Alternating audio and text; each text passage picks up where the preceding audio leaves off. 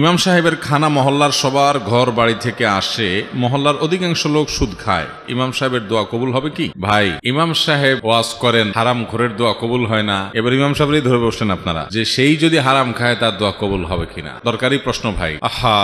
ইমাম সাহেব বা উলামায়ে কেরাম এর কর্তব্য হলো তারা মানুষকে হারাম থেকে বিরত থাকার নির্দেশ শুধু দিবে তা নয়, তারা হারামকে সর্বতভাবে বর্জন করবেন। এবং সেজন্য মসজিদের বিভিন্ন বাসাবাড়ি থেকে যদি খাবার আসে, ইমাম সাহেব তিনি যথাসম্ভব জানার চেষ্টা করবেন তাদের উপার্জন কি, এবং হারাম হলে সেই খানা বর্জন করবেন বিনয়ের সাথে, কৌশলে, যেভাবে পারেন। আর তার চেয়ে আগের কর্তব্য মসজিদ কর্তৃপক্ষের যে তাদের ইমাম সাহেবের দোয়াটা অন্তত কবুল হোক। সবই যদি হারাম খোর হইয়া দোয়া টোয়া কবুলের রাস্তা সব বন্ধ হয়ে যায়, একটা লোকরে দিয়ে একটু দোয়া করাবেন বা তার কাছে দোয়া চাইবেন, এই দোয়া চাওয়ার রাস্তাটাও যদি শেষ হয়ে যায়, তাহলে যাবেন কোন দিকে? অন্তত ইমাম সাহেবকে অন্তত পাপ মুক্ত, হারাম খাবার মুক্ত রাখেন। সেজন্য কর্তৃপক্ষের উচিত হালাল খোর দেখে দেখে তাদের বাসায় খানা দেওয়া, হারাম খোরদের বাসায় ইমাম সাহেবের খানা না দেওয়া। মুশকিল হলো হালাল খোরের চাইতে এখন হারাম খোরের সংখ্যা অনেক।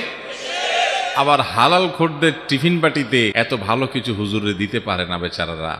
হুজুরও অনেক সময় হারাম খোরের টিফিন বাটির আইটেম দেখে খুশি থাকে অনেক সময়।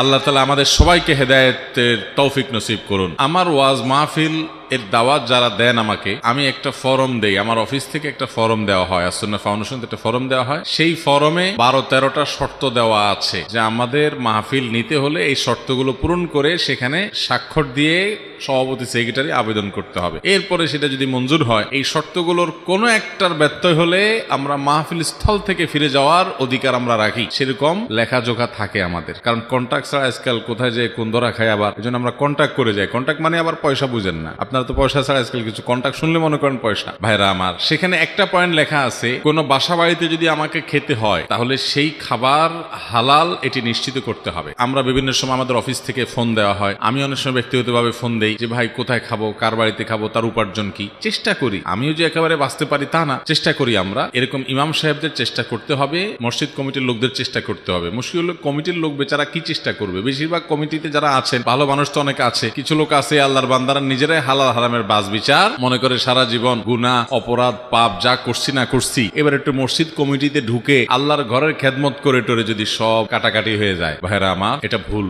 অতএব হারামকে ডিনাই করতে হবে, এই জন্য সৎসাহস থাকতে হবে। ইমাম সাহেব যদি হারাম খানা খান, তার দোয়া কবুল হবে, কারণ হারাম বক্ষণকারী দোয়া কবুল হয় না।